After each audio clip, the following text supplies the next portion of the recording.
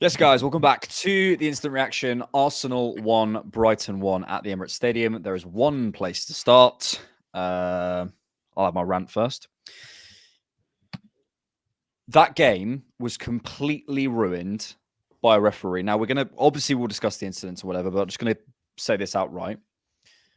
Declan Rice did something stupid. He delayed a restart. That's my view on it. But ultimately, the issue we have is the inconsistency. We can argue all day over whether that's a delay to a restart, what that is that enough for a yellow card, whatever. Ultimately, Declan Rice took a risk and it went wrong. It's a very, very soft yellow card, but fine. But then, João Pedro should have a yellow card. Bukayo Saka should have a yellow card at the very end because he threw the ball away. The inconsistency is unbelievable. And last week, and then if we go into what's a yellow card in the Premier League, then you're looking at, okay, Joe Linton last week. We're not even asking for consistency between seasons, just between game weeks. Within a game, even consistency. And the problem with it is referees, a red card should be a final decision, a final look. This will change the game. This ruins the spectacle for the tens of thousands of people watching in the stands and the millions of people watching at home all around the world. And one person going, well, ruins the game. Just completely ruins the game. Makes it a completely different context. Forget Arsenal. Forget what our season is, and we'll contextualize all of that. That ruined the entertainment for everyone. For what? For what? I am furious. Furious. Yeah, no, it's absolutely ridiculous. And just as a heads up, it's crazy early here for me, so I haven't been able to get all of the context. But I've had a look at the incident, and mate, if you want to get technical, the ball is rolling. That's what I was going to say. The ball hasn't stopped. So if you want to get technical and you want to start throwing the rule book at Arsenal fans and everything, you can't be kicking the ball. The ball is rolling. So it's just factually not correct from a refereeing perspective. I'm not one for conspiracy theories, but at what point do you have to say someone is looking for a decision? Now, it's not because it's an Arsenal player. It's about the referee trying to make it his day. And we play for the players here. And this could happen to another team. But yeah, it's not a good feeling when you feel as though a referee is looking to decide the match, and that's what I feel that he's done. And not to mention João Pedro basically doing a worse version of this. Much worse. In the first half, in terms of kicking the ball. It's much more blatant as well. And Mikel called it in the moment as well. Much more blatant as well. I can't believe he's changed the game because of a petty little kick. He's just literally kicked a rolling ball. Like, literally just nudged a lowering rolling ball. And he goes, you know what? I want to change the entire game just for something so little petty. I'm pretty sure there's a lot worse decisions in that game in terms of fouls and maybe closer red cards. But over a little kick of a ball, you've sent a player off. And he's not going to miss Spurs away as well. I mean, there's got to be repercussions. And, I heard, was it a rule at the start of the season that referees going to have to, have conversations and they have to explain decisions. I want to hear explanation to why. Cool, you gave that as a red card. What about João Pedro? Why was that not a yellow card? What about the other decisions as well? I want to hear why. Have you missed it? Is that it? Or have you, you're just picking and choosing what moments? Surely they'll go overturned. George, I'm actually going to disagree with you. You can't overturn a yellow card. Is there a special dispensation? Come on. I think club statement. We need a comunicado oficial. Look, I don't know. I genuinely don't know what the rule is, but ultimately that looks to me like delaying a restart. But he's delaying it by like this much, and I'm willing to. If he's not on yellow card, you could give him a yellow card for that. I'm willing to go. I'm willing to go with if any delay to a restart, you get a yellow. I'm willing to go with that. But then let's at least apply that across the game. At which point there would be 15 yellow cards. So it's obviously not. Do you know what that's like saying, guys? As well on a rolling ball. You use some common sense. Yeah. The ball's rolling, so it's just refereeing wise, it's a farce. If you want to get really technical, but it's like saying you can't touch anybody in the box. It's not that you can't compete. It's like saying you can't touch anybody in the box. So this idea that players don't hit the ball, players don't delay a restart. Everybody has done it. Whether you want to say that you kick a ball away, whether you want to say a player's getting in front of another player for obstruction, players do this at every level. It's like saying you can't touch somebody in the box on a corner kick or on a set piece. Not that you can have contact, but you can't touch them. So it's ridiculous. Like I'm not having any of that. And especially when you've got what João Pedro did, quite literally, minutes before, on like the 30th or the 33rd minute, what João Pedro does, kicking it half. Blatant, by the way. Like you're not even trying to hide it. Bryce was more like disguised with it. He's blatantly blasted the ball away when it's out of play. And by the way, Rice isn't. By the way, I had to look back. Rice isn't really even looking. He goes to nudge it, and he gets kicked. For me, what frustrates me about this is, okay, fine. You want to call it an issue. What I don't understand is why fans don't agree that this idea that refs can't be looking to create a game on their own. You ruin the game. I think there's other things to talk about in the match as well. Especially the performance of the first half, but it becomes very difficult as a fan to become very objective and talk about instances when you've got such a clear case of hypocrisy in the game. We win that game without that, mate. And this is why, like, we're going to spend all this time talking about the referee, because we win that game without it. We were better than Brighton. Yeah, we were. Don't want it to be we had a better first half. I don't want to talk about football. I don't want to talk about a stupid referee. I don't even want to know your name, mate. That's all it is, mate. Just do your job and keep it moving. And this is the broader point. It's like, okay, we can get caught in the weeds of, it's moved. Whatever. We can get caught in the weeds. Do you, watching this as a football fan, do you want that thing to decide the fixture? Do you really want that to decide the fixture? Do you? Then we've got a problem. Because that's what he's done. He's decided to go, this is the game-changing moment. This is the moment I'm going to just change the entire course of the game. It's not about them. I'm like, just use common sense. Common sense. Just that's all you need right now. A little kick of the ball, you want to send him off for that. You think that's a red card offense? It's not a matter of 2 yellow cards, because we've seen yellow cards decisions get, a look pass in the pass. It's just that he's gone, you know what, I think that's a red card. I think I want to send him off for that. It's the release for millions of people who work so hard through their week on a weekend. Fans watching at 4 a.m. or whatever. Like, this is beyond you, mate. This is beyond you. This is the entertainment. Red card. I've always said that red cards should be the absolute last thing. I'm for orange cards and stuff. Like I'm keen for that. Let's go to some super chats. Lucas Pryor, ball's moving, Veltman can't kick it. Look, I think it's delaying the restart, but I honestly don't care enough. It's a ridiculous decision. Thank you for the super chat. The ball was 3 meters from where the incident was. Yeah. Yes. Thanks for the super chat, Andre. Appreciate it. Benny, have an espresso on me, guys. Can we at least agree that Declan Rice is experienced enough to not do that? He has over 100 matches and was already on a yellow. He should know the ref is dodgy. Yeah, look, I don't know what you boys think. I think it's a bit stupid to even risk it from Declan, but also he should be able to do that. It's a bit. The thing is, if that doesn't happen, no one's thinking, oh, that was a bit of a risky move from Declan. I don't even. What I'm annoyed at is the foul. The first foul was stupid from Declan, I will say. I don't even agree with that. I can assure you, anybody that's played the game is not thinking about that. There are times when you're on a yellow card and you ask a decision of the referee. I can guarantee you, every player that's ever played the game is not thinking, I'm giving a decision for the ref in that moment. Of course they're not. They're not thinking that, because it's so farcical that would be the conclusion. It's not even on the radar. So I'm not sitting there asking questions of Declan Rice at it. I'm with you on terms of the first foul. I think the first foul was a little bit strange to begin with, but mate, even at a level, like, we're sitting there and we're asking ourselves to apply common sense to something that's probably not logical. And that's the frustrating part. You're sitting there trying to create excuses and solutions to this. So yeah, I don't really buy the idea that it was shithousery at any level. I mean, anybody that has a restart, people are kicking the ball away. Everybody. It's the same thing in terms of pushing in the box. It's the same thing in terms of running the ball as well. Yeah, it's the same. Yeah, I mean, how about taking the ball to get a restart? Period, mate. If you're talking about delaying game for a restart, are we looking at how often the goal kicks were taken during this game?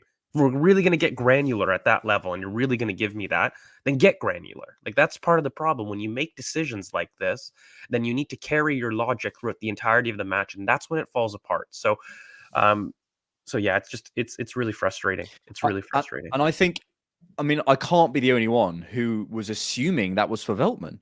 I was going, Veltman's might get a yellow or a red here, like because I saw the kick. I was like, this has got to be Veltman. When it was right, literally did a spin in my. I was stood up like this, and I span around. I was like, "What?" Yeah. Sutton Explorer Premier League has set a precedent now. Precedent now. No. It's a precedent. A precedent We're now. on Every slope single now, ball bro. that's kicked I'm away watching from now every to the end single of the game season now, has. and every time a player kicks the ball away, I'm saying yellow card, send him off. I'm doing it. Sorry, has to be done now, man, because you can't get away with this stuff. I want to see every other team get penalised for it as well. It's mental. It's mental. Thank you for the super chat, Sutton.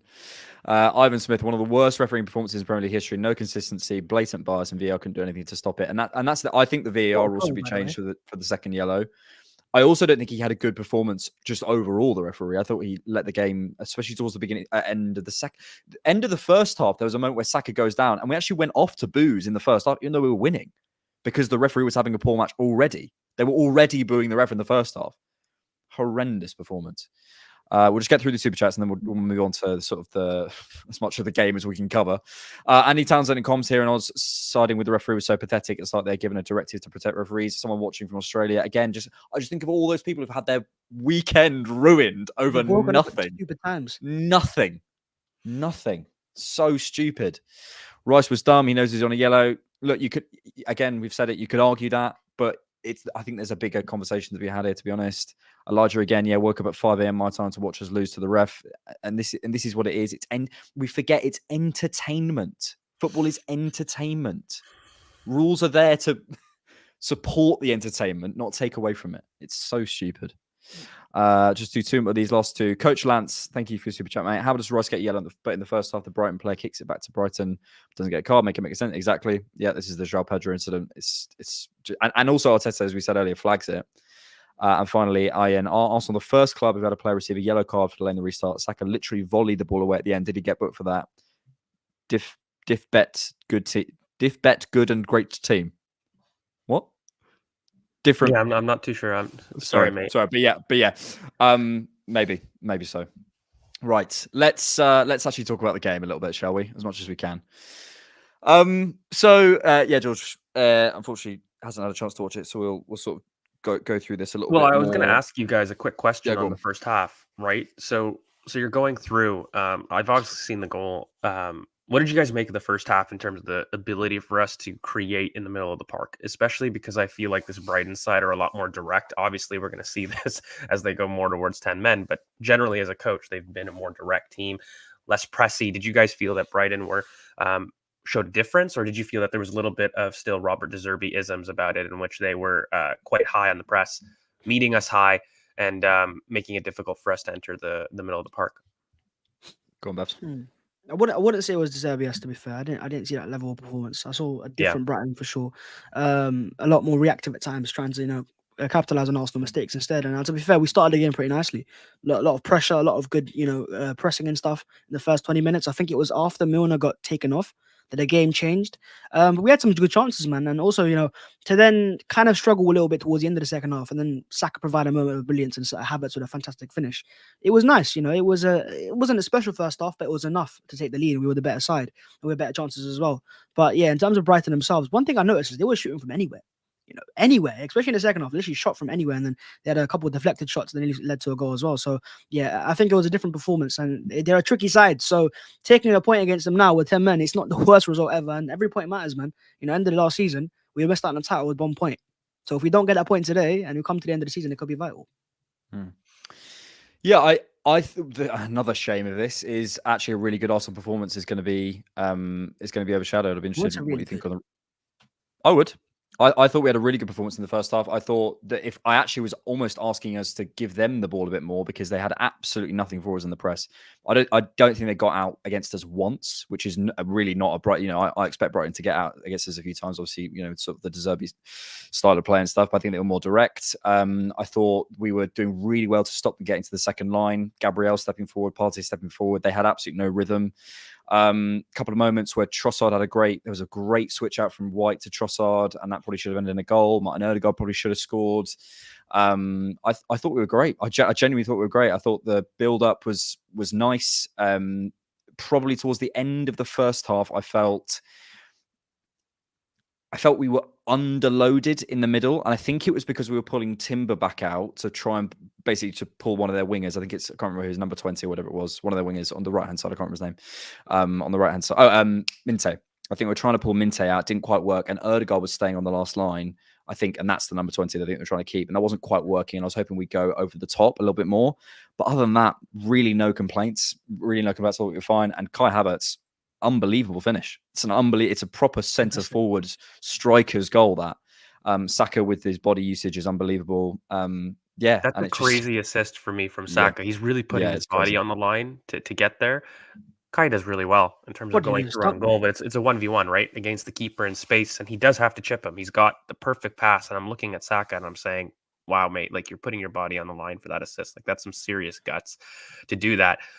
It's probably the first time, as far as my quick flick through, so I don't want to be firm on it, but probably the first time in the first half that we really tested the area.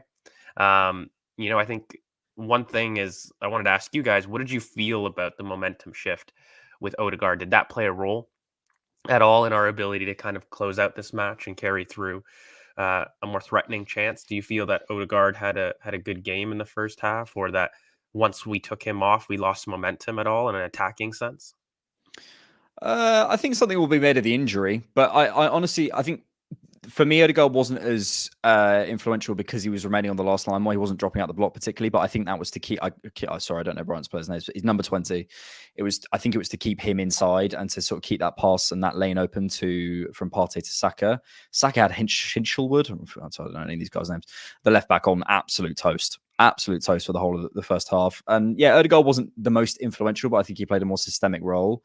Taking him off second half, I was surprised because I thought if we were going to get a ball forward, sort of out of the box and forward to a Martinelli or Kai Havertz, he probably would have been the person on the ball, sort of playing that pass. So that was the shock for me, really. But honestly, like, people are going to say, "Oh, that was a terrible game." I promise you, if you watch that first half in isolation, there's a lot of encouraging stuff, especially against a really informed Brighton side who've got some brilliant players. This isn't some bum team. This is a brilliant team. Comes to the Emirates, who've hurt us there before, by the way. We looked really solid first 15 minutes. Okay, it was a bit of a dip, sort of the momentum and stuff. But yeah, it just all gets overshadowed, and then it just becomes a completely different game. Let's come to sort of the individual performances then. Probably place to start. Maybe I'll start with you, Bhavs. Thoughts on Thomas Partey? Because I think there's been some thoughts on him. I think it was a better performance for sure, and especially off the ball. I didn't see he struggled as much. And on the ball, he's always reliable enough and he's incisive enough. So it was definitely better. And we're going to have to rely upon quite a lot now, especially this next game against Spurs away after the international break with no Declan Rice. Who's going to play as a number 8? Because you're going to have Partey as a 6. Maybe Mikel goes for a double pivot, plays Jorginho instead. We'll see. But yeah, I think it was a fine performance. I wouldn't really criticize it at all. I think I would. I think the problem with Partey is I think he was better out of possession, especially stopping Brighton getting to their second line. He was jumping forward with Gabriel and Saliba really well. Problem with him is at the moment, it feels like he can pull out some ridiculous spider leg recovery tackle and then give the ball away when it's a 5-yard pass. He's just so inconsistent. I don't know what we're getting from him. And the highs are so high with Thomas Partey, but for me, the lows are still so low. And there was a couple of moments we had it. He'll have his pocket picked so easily because he's not checking. And then he'll go and do this ridiculous recovery pass. And you're sort of going, mate, where are you? Like, it's like his brain's gotten there. Also on the goal, he is jogging. He is jogging on the goal. Well, that's kind of what I was talking about in terms of the analysis on Partey before, right? Like, for me, I've always felt like some of the discussion with Partey in general, look, there is a level of physical drop-off. I think it's been a little bit overplayed, personally. He's slower, but we need to accept this. Like, this is who he is as a player. So for me, this is a natural progression, right? In terms of on the ball, I think he's shown a really good level. I think that he's shown an incredible level back to some of the early days of 22, 23 in possession, personally. And so, but it's the mistakes, right? It's the mistakes because it's not just this match here. In terms of, even, I agree with you. I was going to bring up the goal personally because I thought that it was poor marking, not just from him, but even Gabriel, in terms of having one of the center backs make that challenge and then the other one being live to a second ball. You can't blame Raya there. I mean, the shot is coming at him from so close. So, you expect that for him to just make a save at that point. But really the rebound and the spilling there, we should do better as a team. But in general, mate, like, you're going to have instances where you're stretched as a team, especially with how high we play. So I do think it's maybe micro analysis to say, like, hey, we really should be covering that. But I did have a look at that and think, okay, on the second ball, if you're really being nitpicky, there really should be a little bit of a better coverage and better communication between the center backs, because Gabriel and Saliba both go for the same thing. And you got to trust your teammate. Let him be the 1v1, block the opportunity, and you be alive to the second ball. Now, difficult. But after that, guys, I don't know about you, but there was enough to talk about even in the last 15 minutes for me in terms of chances. I don't know, because I can't say from before that, but we had some pretty serious chances to win this game, especially with the 10 men Havertz when down. he made himself is crazy. Yeah, and I'm going to ask. So Kai Havertz goes from being incredibly decisive in the first half. What do you guys make of that 1v1 chance? Because it's so funny. He does brilliant in terms of creating the chance for me. That chance wasn't easy that Kai Havertz does to create the 1v1. I don't think that is a clear 1v1 chance from the start. He uses his body brilliantly to shrug off the defender, and he creates the 1v1 chance. But then when he's through on goal, he does a good shot, and it is a good save by the Brighton keeper. I think it's a you very guys good feel save. like he could have done any better in terms of picking a corner, in terms of finding I think it was right in the corner, a better to be honest. finish? I think it was a very good save. And also, he's got a defender literally on his back the whole time. So that as well is obviously going to affect your composure. I think I'm not going to be too critical of that opportunity, to be quite honest. If he had no defender, then I'd be a lot more critical, because he's got it literally next to him and he's put it right towards the corner. And it's a great foot out from the goalkeeper. I wouldn't criticize that too much. Yeah, he creates it. He creates it himself. I think he does everything right. It's just a good save, and it's from a tight angle. And also, we're looking at one chance when realistically we should have 11 men on the pitch and be creating. And even the second chance we made the Havertz as well. Well, yeah, and I was gonna say, and even on that chance, it's not even done, because I think Saka could have. There's an argument to say that he could have gone strong foot on the rebound. Saka's trying to move it towards his left foot to get it, and then it's blocked as well. I don't know. I saw that chance, and I thought that when he's doing well to create contact, I thought that the shot was a good shot. I would have thought that we could have tested the keeper a little bit differently there, especially in that position. If I'm looking 1v1 top keeper, and that's Jesus, that's whatever number 9. I'm looking for a little bit more of testing the keeper in that instance. But then I think he does brilliantly on the Saka chance, guys. In terms of pulling out wide to the right wing, that's something that I've always felt that Kai Havertz can do more of, especially since his Leverkusen days. Pulling out, drifting out wide right, and delivering a very, very dangerous cross. It's just too bad. I think Saka doesn't have the legs to quite get there. He's at full stretch when he's getting there. So I don't know if I'm going to blame Saka or Havertz at that point. It was just yards, inches, and I think it was brilliant in terms of the delivery that Kai Havertz does from that position. And I hope that maybe we can look at that as a way to proceed going forward. I think that outball to Kai Havertz, drifting out to the wide kind of right position and delivering dangerous crosses, I think that's something that Kai Havertz can do a lot of. And I don't know about you guys, but what did you guys make of kind of our ability after going down to 10 men to maybe create chances? And I don't think we created much beyond. We had 2 massive opportunities, so we had enough to go and win the game for sure. It wasn't. My annoying thing was every time we had the ball in our own half, we just clear it away. There was no ability to be okay. Let's pick and pose. Let's try to play out. We're just smashing it long and hoping for the best, and making Havertz, trying to see if you can make something out of nothing. So I was a bit annoyed there, but also seeing us time waste towards the end because we wanted to play for a draw. It was definitely controversial, but Mikel's was going, look, listen, we don't think we can win this game. Let's not give it away. If we can make a chance, then amazing. But if not, we're going to keep the point. I didn't see it as time wasting, to be honest. I think it was as waiting for us to get back up the pitch.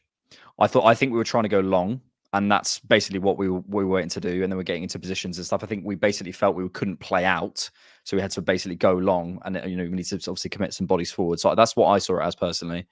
To be honest, I think with I would have liked Martinelli on sooner.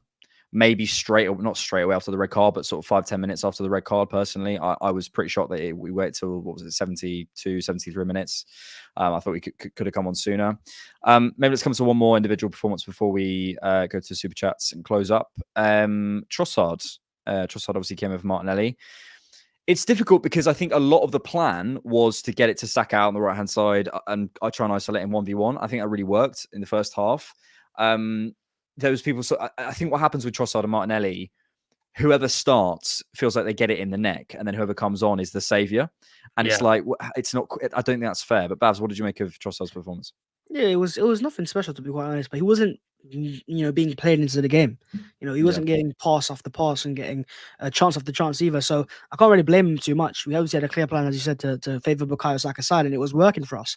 But on that left-hand side, you can definitely see that we're still reliant on that right-hand side with White, Odegaard, and Saka. And it first off, I saw like 45% of our attacks came down that side. It was, the left-hand side gets neglected. So I'm hoping that, with Marino coming in as well, more natural left number 8, that will get more used to that side. And also just consistency, because it changes so much. You've got Timber, who's gone injured now, so he's going to start the next game. You might have Zinchenko go back into the game. Will Martinelli start? Will Trossard start? You might have Marino if he comes back in, and Rice.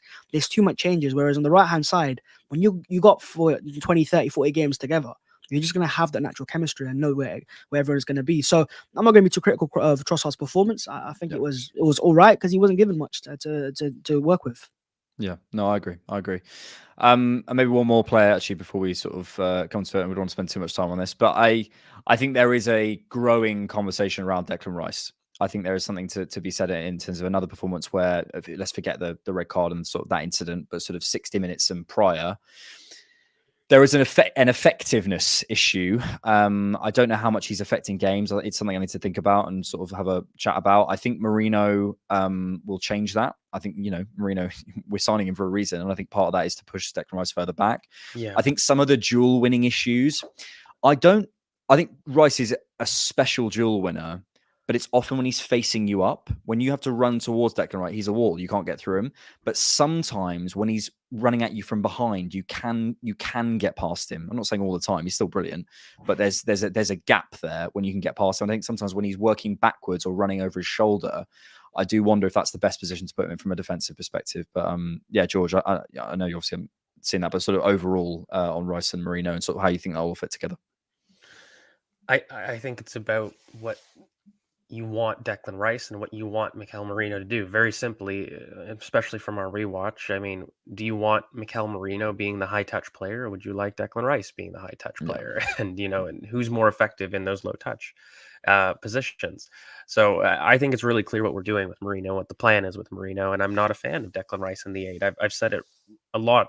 I think that he has moments, because I think when people look at somebody that can run the way that he does, they ask you immediately, can you be box to box? Whereas I think coaches are asking and saying, people in terms of the lone 6, it's a modern role. It's not somebody that's sitting down and staying deep and anchoring midfields and only staying there. And I mean, this idea that you suddenly eliminate that from his game is really a fallacy.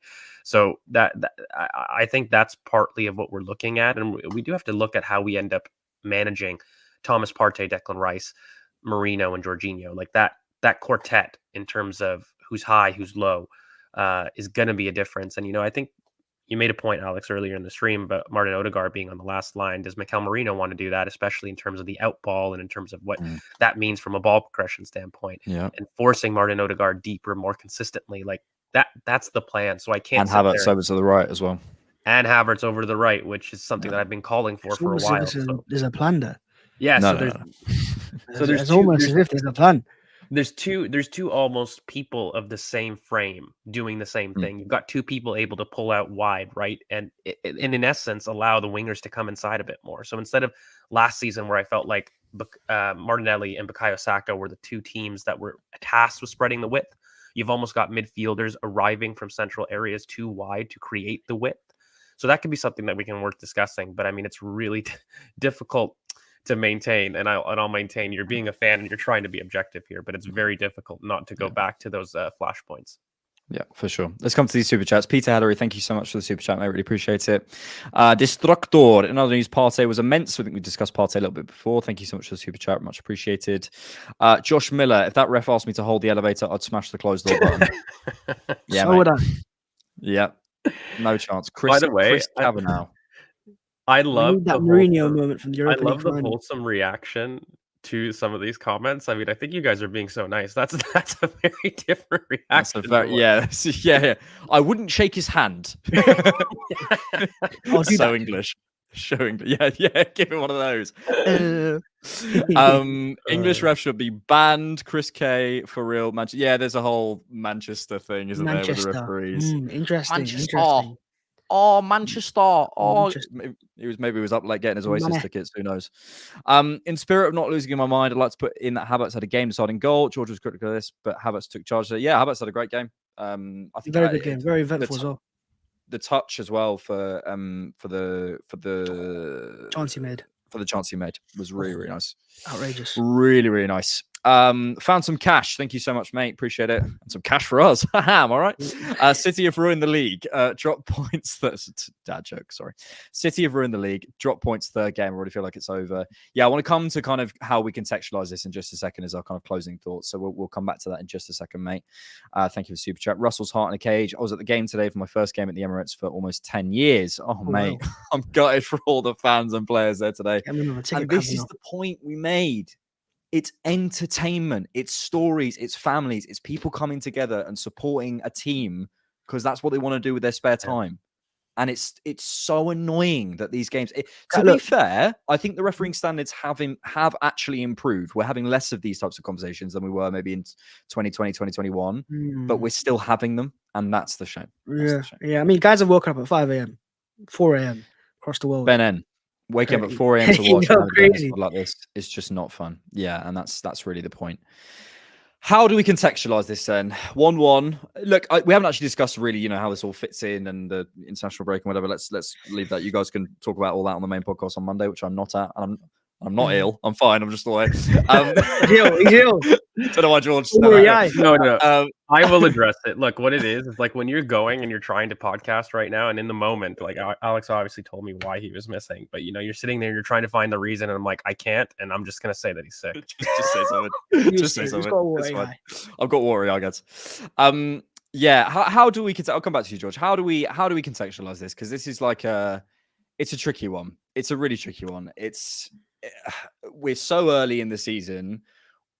Absolutely, you could take the stance of going, this is going to be the one that we look back on at the end of the season. We don't know. City could drop points. Who knows? It's really hard to say. It's too early.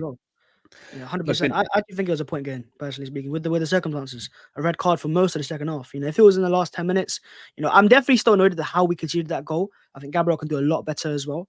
But apart from that, I can't fault him, man. We had enough chances to go and win the game. We were a bit unlucky, inches away. If Saka's, inches away, a bit closer to the ball, we score a goal there, and Havertz could have scored as well. So I'm not gonna be too critical of the performance itself or the point. And as I said, look, last year, 89 points, we were 1 point off the title. So if we hadn't got the point today, and we come to the end of the year, we're a point off, we would have said this is a draw. That cost us. So yeah, I take the point. And I think Mikel realized that as well. He wasn't going for the gun either. Going, look, we're early stage of the season.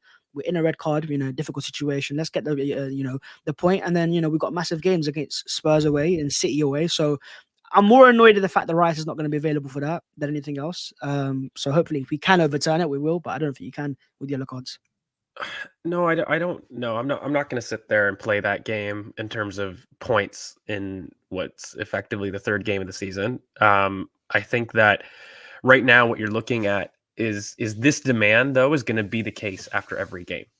Like the chase for perfection is kind of what I was talking about in earlier pods because of what we're faced up against, and this idea about chasing margins. That's what you're going to debate. If you're not winning the game, like I said, 3-0 after 30 minutes, it's been shambolic. That's going to be the narrative every game that we face from now to the end of the season, because we're looking at perfection and we're trying to beat perfection.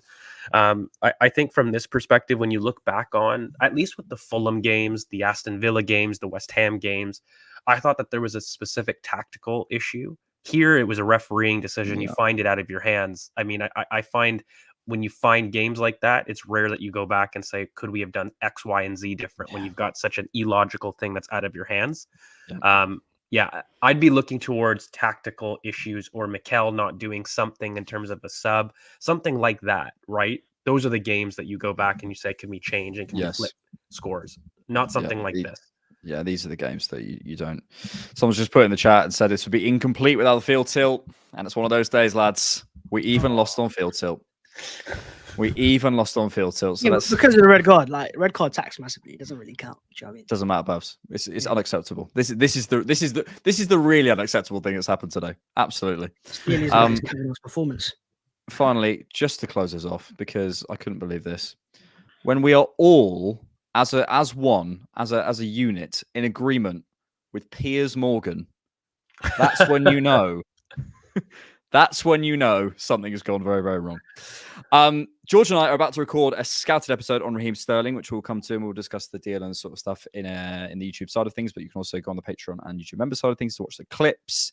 The boys will be back on Monday. I'm unavailable. I'm away, and the content machine keeps rolling on, baby. So look, the season's not over, guys. It's incredibly frustrating. That was very therapeutic for me, though. I feel less angry than I was half an hour ago. If you skip back half an hour, you'll see a very different me. Yeah, wait till you go back on X and you see the decision one more time.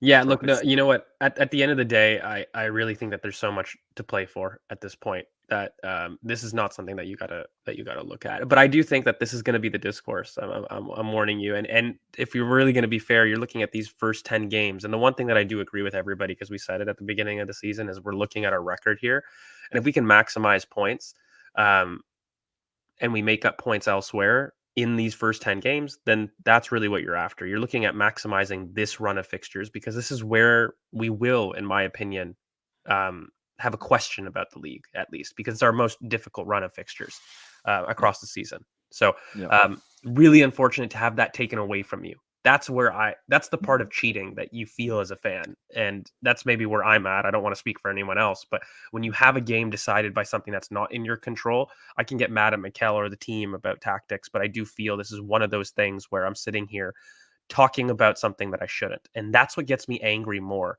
than even the decision as well, on a fundamental level. You can't do much. You feel helpless. You do, because it's like what I'm going to debate something that someone else did. And this isn't even for me a 50-50 decision. You know, like if we're talking about a 50-50 decision, like Newcastle last year, there was a lot of things in that lead up that was. Yeah, at least there's a debate there. There's debate there. There's at least reason that you can say, okay, I'm just looking at the other side. I'm sitting here right now and I'm looking and I'm saying, I'm sorry, there's no other instance where a person's not going to do that and come to a different conclusion. So that's kind of something that I agree with, Andre. I'll do that. Andre summed it up. Say again. Oh, look at the profile. that's me and the spider. For God's sake. Yeah. Anyway, we haven't got time for that. Andre. Yeah, mate. We're gonna do that as well. Listen, thank you all for being here in the chat. Appreciate you all being here. I know it's obviously a frustrating day. Thank you, boys. Appreciate it. All good, mate. All good. Thanks for watching, and thanks for keeping it Arsenal. Peace.